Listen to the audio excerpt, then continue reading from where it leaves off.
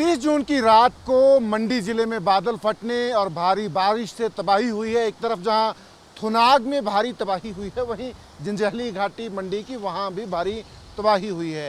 जंजैहली घाटी के ही पांडवशिला में हम हैं इस वक्त। जो है पांडवशिला में पहले बारिश ने कैसी तबाही मचाई है वो आपको दिखाएंगे।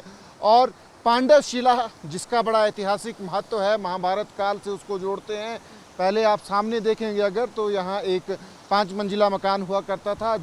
ये जो खड्ड बह रही है 30 जून की रात जब जलजला आया तो इसमें अपने साथ ही सारे के सारी बिल्डिंग को लेके चला गया। अब ये बिल्डिंग जो है इसमें से जो सामान निकल सकता है, बच सकता है, उसको निकालने की कोशिश की जा रही है। देख सकते हैं आप, ईंटें जो हैं ईंटों को निकाला जा रहा है, जो लोहा निकाल सकते हैं लोहे को निकाला जा रहा है, ताकि दोबारा घर बनाने में, दोबारा बिल्डिंग बनाने में सामान का इस्तेमाल जो है वो किया जा सके। तो इस तरीके की तबाही जो है पानी की वजह से, इस खड्ड की वजह से, इस खड्ड में आए उफान की वजह से 30 जून की रात को यहाँ पांडवशिला में हुई है। सिर्फ यही घर नहीं, ये जो खड्ड है ये दरअसल गांव में घुस गई थी।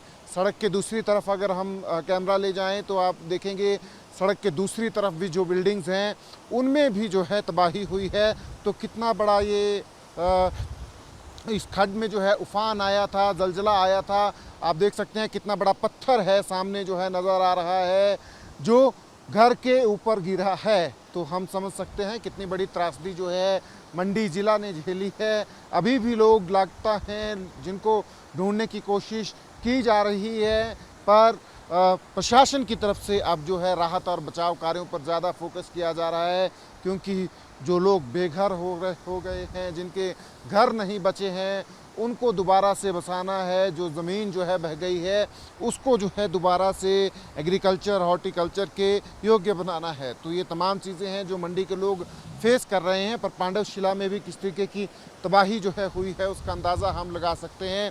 पर पांडवशिला में ही, पांडवशिला जिसके नाम से ही हम अंदाज़ा लगा सकते हैं कि इसका महाभारत काल से इसको जोड़ के देखते हैं तो पांडवशिला जो है दरअसल ये बड़ी सी चट्टान जो है इसको पांडवशिला कहा जाता है। और महाभारत काल से इसको जोड़ के देखते हैं कि पांडव जो है यहाँ पे रहे थे और यहाँ पे लोग मनोकामना पूर्ण करने के लिए आते हैं, पूजा अर्चना करते हैं। तो पांडव काल से इसका महत्व है। और ये दरअसल कुदरत का एक बैलेंसिंग एक्ट देखेंगे नेचर का, कि इस चट्टान के ऊपर ये जो है ये इसका बैलेंस बना हुआ है पांडवशिला का। और ये पांडवशिला हिलती है अगर हम इसको हिलाएंगे। और ऐतिहासिक रूप से ये भी कहा जाता है कि अगर इसको हम एक उंगली से भी हिलाएंगे तो ये हिल जाती है। तो ये बाकायदा हिलती है। पर हम अंदाज़ा लगा सकते हैं कि जब 30 जून की रात को जलजला आया, पांडवशिला फिर भी यहीं पे कायम है। बड़े बड़े पत्थर जो हैं, हम देख रहे हैं कितने बड़े बड़े पत्थर जो हैं तमाम जो हैं उस जलजले के साथ आए, घर तोड़ दिए, बिल्डिंग तोड़ दी, पर पांडवशिला जो है वहीं पे मौजूद है, इसको कोई फ़र्क नहीं पड़ा है।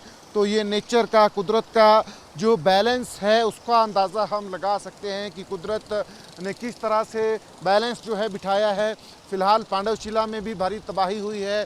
लोग जो हैं अब तिनका तिनका करके जो है दोबारा जो जोड़ सकते हैं, जो बहे हुए घर हैं उनसे कोशिश कर रहे हैं। और लोग जो हैं अपनी ज़िंदगी को पटरी पे लाने की कोशिश कर रहे हैं।